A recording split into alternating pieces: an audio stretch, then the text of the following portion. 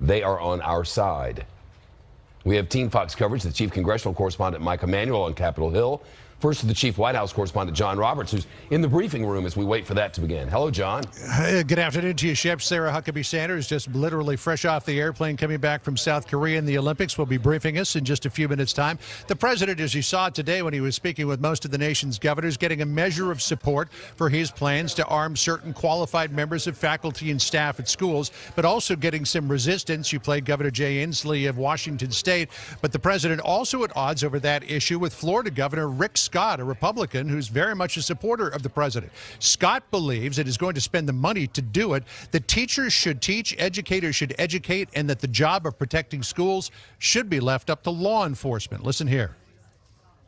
We're going to spend $500 million. I have 2 weeks left in my legislative session.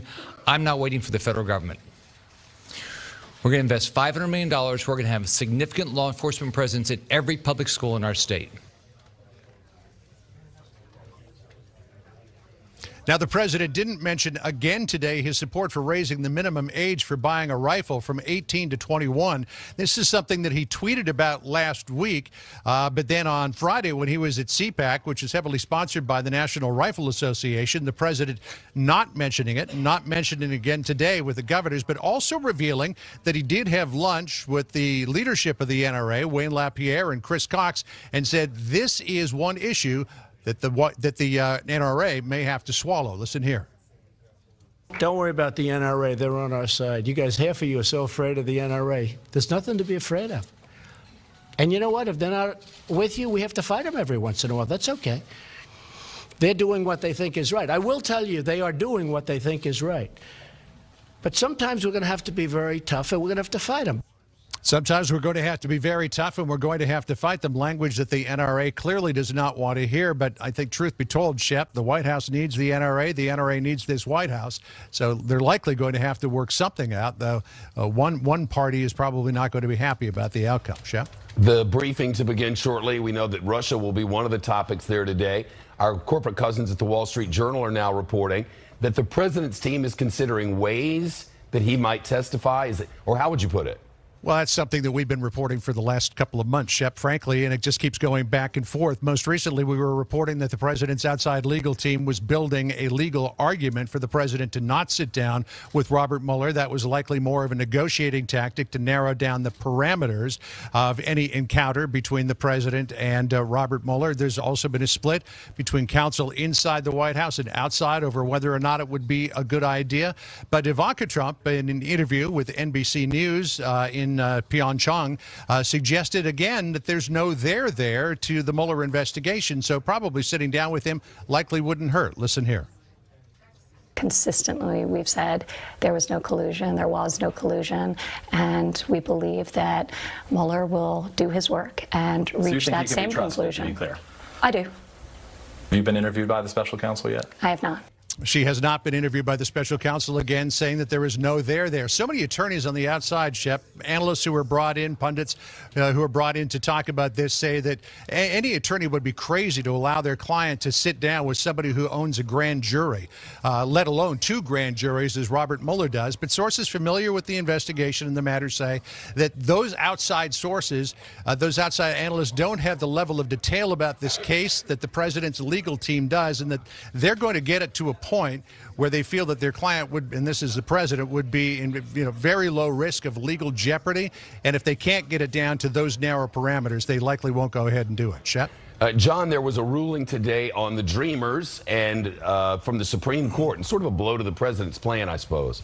A little bit, yeah. This was the DACA, the plan for the White House to rescind DACA protections by March the 5th had been shot down by a federal district judge in San Francisco.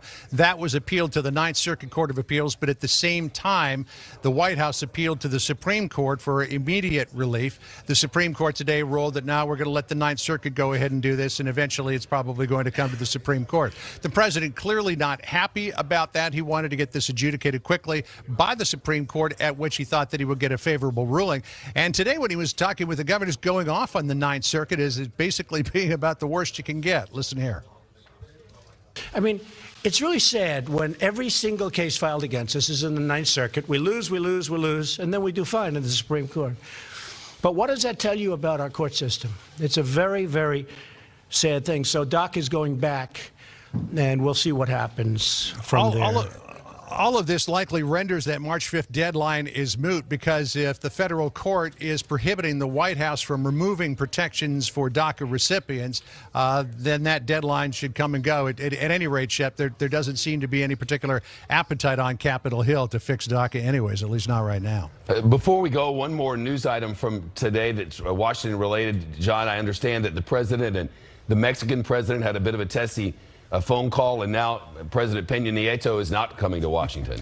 Yeah, this happened last week, this phone call, and like has happened in other conversations, it was a conversation about the wall that caused a rift between the two. Don't forget that the two met during the campaign, and I got to go because Sarah's on. Welcome back, Sarah. I'm happy to tag in. You can stand up here and take questions if that would be supported by the group. Good afternoon.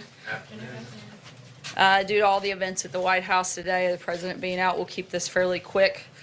Also, I flew back in this morning, so bear with me a little bit, but it's great to be back with everybody.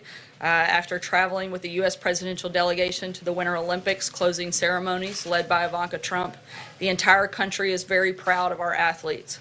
Not only did they perform well in their events, they did it with extraordinary class and sportsmanship. On a personal note, it was a real privilege to meet many of our athletes and their families, and they are just as impressive off the field as they are on. In addition to the athletic competition, these Winter Games were also important from a diplomatic perspective. On Friday, the United States announced the largest ever set of new North Korea sanctions. Companies and countries around the world should know that the Trump administration is 100% committed to the permanent denuclearization of the Korean Peninsula. And we are watching closely who joins us in fully enforcing United States and United Nations sanctions. We will continue to lead a campaign of maximum pressure on the regime. We also believe that there is a brighter path available to North Korea. They have expressed a desire to hold talks, but let us be completely clear. Denuclearization must be the result of any dialogue with North Korea. Until then, the United States and the world must continue to make it known that North Korea's nuclear and missile programs are a dead end. Here at the White House today, the President was pleased to welcome America's governors. The governors participated in breakout sessions on pressing issues facing our states. Perhaps most importantly, the President led a session on safe schools and safe communities. It was a productive dialogue with our state leaders and came on the heels of other listening sessions the President hosted with survivors, students, teachers, family members, and local officials. The President is committed to ensuring the safety of our schools and communities, and he wants to hear ideas from Americans of all backgrounds and beliefs. He believes we must make our schools a much harder target for attackers.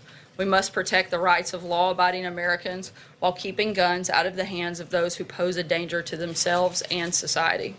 And we must create a culture that cherishes life and human dignity, condemning violence rather than glorifying it. The President will not rest until these goals are achieved. Finally, I'm pleased to officially announce the first state visit of the Trump administration. The President and First Lady will welcome President and Mrs. Macron of France to the White House on April 24th. This visit will advance American and French cooperation on economic and global issues and deepen the friendship between the two countries. And with that, I'll take your questions. John. Sarah, does the president believe that Sheriff Israel of Broward County should step down, and also the Broward County deputy who has been who resigned, Scott Peterson, has come out with a statement saying he believed that he was acting appropriately. He thought the gunfire was coming from outside the school, and that he was taking steps to ensure that he was in a position to be able to respond to this. Can I get your response on both of them? Sure. The President feels, in terms of his employment, that should be left up to local officials to make that determination. But he has been very clear in his public comments on how he feels about the situation specifically. But that's a decision that should be left up to local officials. And Sheriff Israel, should he step down? Again, those are decisions that should be left up to the local communities and the local officials, and not the President. Margaret. Sarah, can you specify, the President did not mention whether he actually wants the age limit still lifted to 21, something he had previously spoken about. Can you clarify if that's still his position? Will lawmakers be coming to the White House and Did the president mean to say today that he will be asking for a law to be crafted on bump stocks if it doesn't follow through this executive directive he's asked the ATF to craft? A lot of questions. Let me see if I can answer all of them. I'm sure you'll remind me if I missed something. On bump stocks, the president did sign an executive memo directing the ATF and Department of Justice to work on outlawing bump stocks, so we don't have to wait for a legislative fix. However, if we cannot find an administrative fix, we would support a legislative solution to complete that.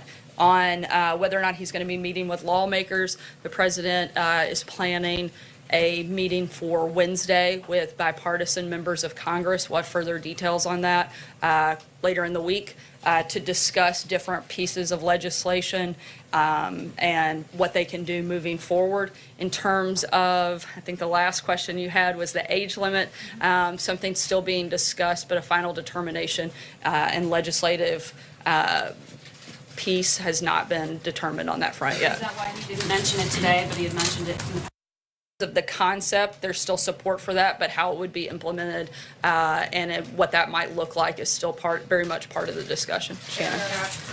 Under General Kelly's new policy on security clearances, can you describe how many people today lost their access to classified information today? As we've said many times before, we're not going to discuss individual clearances. That goes to a broader number or an individual number, so I'm not going to get into that today, just as I haven't in the past.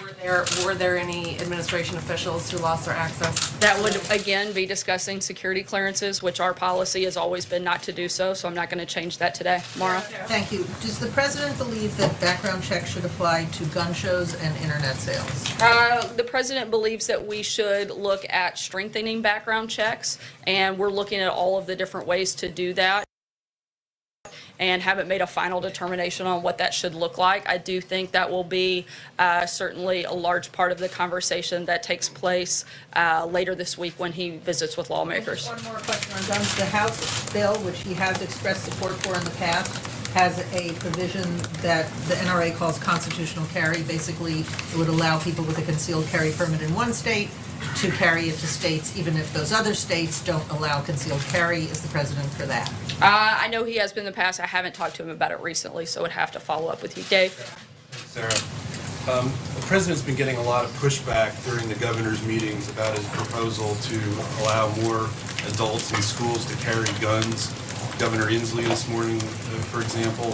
Has the White House heard from any jurisdiction, any school board, any state that is actively pursuing this, where they don't already have that authority? We definitely heard from individual teachers and school personnel that support it. But look, we're not advocating for the arming of every single teacher in the school. There are teachers and other school personnel who have experienced pre-existing training and the desire to be part of something like this. We're still listening and making and determining the best steps forward, but we think that hardening our schools and protecting our students with trained personnel is a viable path and one that we're very much looking at. But a final determination on what that would look like hasn't been made, and will certainly involve state, local, and federal officials all weighing in, which is a lot of what you've seen over the last couple of weeks. We've had a number of different stakeholders involved. I think you've had some voices from the very most conservative to the most liberal side, and we're looking to bring all of those groups together and determine the best path forward to do the very most that we can to make sure we're doing everything under the administration's purview to protect America's kids. What did the president think of Ivanka's answer to NBC when she said she didn't sound completely sold on the idea either? She said it was something to look at, but she wasn't sure whether it would work. Look, this is something, like I just said, that is part of the discussion, and that's what we're doing right now. It's what we did last week. It's what the president did this morning, what we're going to continue to do on Wednesday with lawmakers from both sides of the aisle to make that determination. Olivier? Thanks, Sarah. You mentioned North Korea in your opening remarks. The president today said that Russia is flouting international sanctions on North Korea. Are there going to be any consequences for that? And as you also mentioned the possibility of dialogue, who from the administration would take point on that? The president would be the lead in taking point on anything that would move forward in terms of whether or not there will be any consequence. I'm not going to weigh in ahead of time, and we certainly have never broadcast what we might do, but it's something the president does take very seriously. Jordan? Thanks, Sarah. Some conservatives on Capitol Hill want concealed carry reciprocity to be included in a package of gun legislation. Is that something the White House also supports? Yeah, I just answered this for Mara, but Clear to me, which is why I asked. well, as I said, I know the president's been supportive of it in the past, but I haven't spoken to him about it recently, so I'd have to follow up with you. John? Thanks a lot, Sarah. It's on North Korea, and welcome back. Thank you. Want to get a sense about whether there are any preconditions for talks that would occur between U.S. and North Korean officials.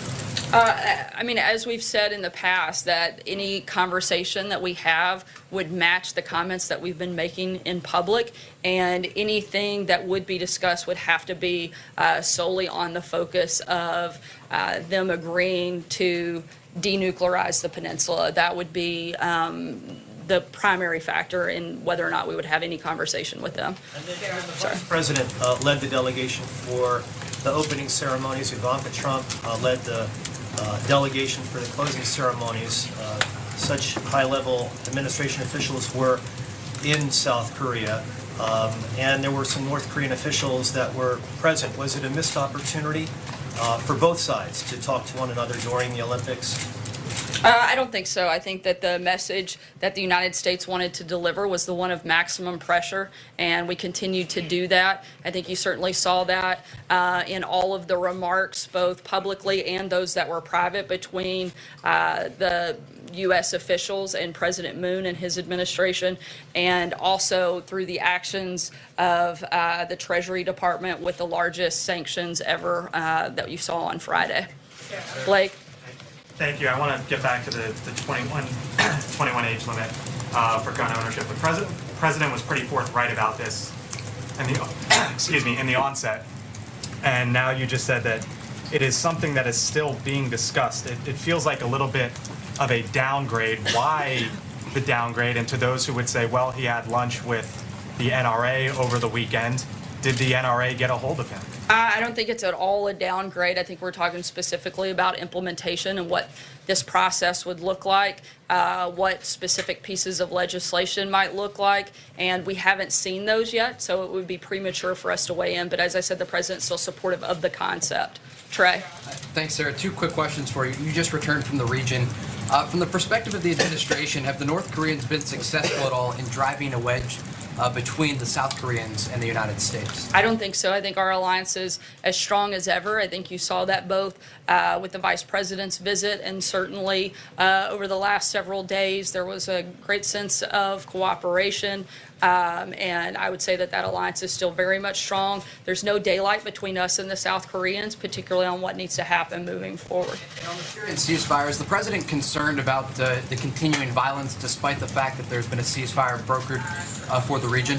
Look, Syria is terrorizing hundreds of thousands of civilians with airstrikes, artillery, rockets, and a looming ground attack. The regime's use of chlorine gas is, as a weapon, only intensifies this. The United States calls for an immediate end to offensive operation and urgent access for humanitarian workers and badly needed humanitarian aid. Francesca. Thank you, Sarah. I also want to ask about that luncheon with the National Rifle Association that the president revealed today. Could you say whether that was on Saturday or whether it was on Sunday? And why wasn't that on the president's public schedule, given that he's a pretty open supporter of the NRA and he often talks about it? It was on Sunday. Obviously, the president wasn't trying to keep it under wraps, or he wouldn't have announced it so publicly. It was a productive conversation, and I think everyone is in agreement that things need to be done and we have to have some changes take place to do what we can to protect America's kids. And members of the NRA want to be part of that discussion. And as we've said, the president is taking information from a number of stakeholders, and to try to pretend like he's being influenced by any one group would be ridiculous considering the number of individuals he's met with that come from both the far left to the far right, and a lot of those in between. And we're going to continue those conversations and meet with bipartisan lawmakers on Wednesday later this week.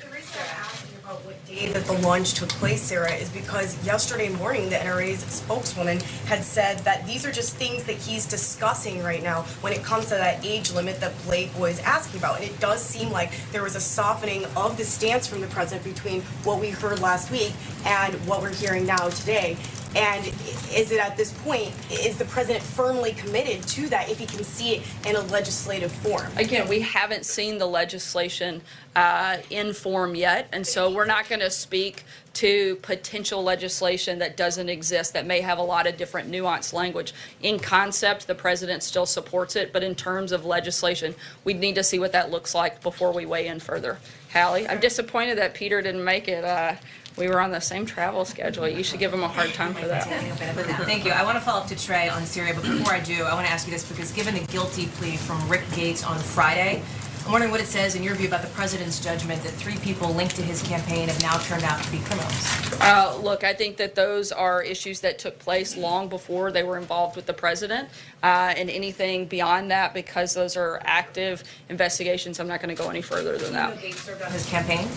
Yeah, but the actions that are under review and under investigation took place prior to him being part of the president's campaign. Let me ask you about Syria because in, I think it was last summer, Sean Spicer, who was at this podium, issued a statement in which he said if Assad conducts another mass murder attack using chemical weapons, he and his military will pay a heavy price. Given the developments in Syria that we've seen over the last few days, should the Assad regime be on notice? And has President Trump talked with President Putin in recent days about the situation there? I think that the president put the Assad regime on notice some time ago, and we're continuing to echo that message when I said that we call for an immediate end to these offensive operations.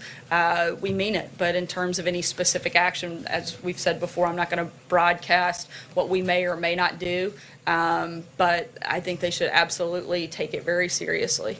And on Is there a second part of the Trump and question? Putin discussions this I'm not weekend aware of today? any conversations. I don't believe anything's taken place over the last couple of days. Action. What is immediate? What is the timeline for when you need to see something happen in Syria? As the president said, he's not going to lay out a specific calendar. He thinks that's a big mistake when it comes to putting pressure on and negotiating things, so I'm not going to do that today. Mike. Two things I'd like to follow up. First, on the question about the background checks. The president has talked about making background checks stronger, but that would suggest that he thinks that an effective background check is a useful tool. So can you say for sure whether he would support what had been talked about as universal background checks in 2013, the idea of expanding the existing background check system to also cover private sales at gun shows and on the internet? Is that something at least that he's open to? I'm not aware that that's, the position that he's in right now. I do know that he supports the Cornyn legislation, and that would be something that the administration could get behind. In terms of other specific pieces of legislation, the Stop Guns Violence Act would be another piece of legislation that the president would specifically support. Any legislation beyond that, we'd have to see what it looks like and review that before we make that determination.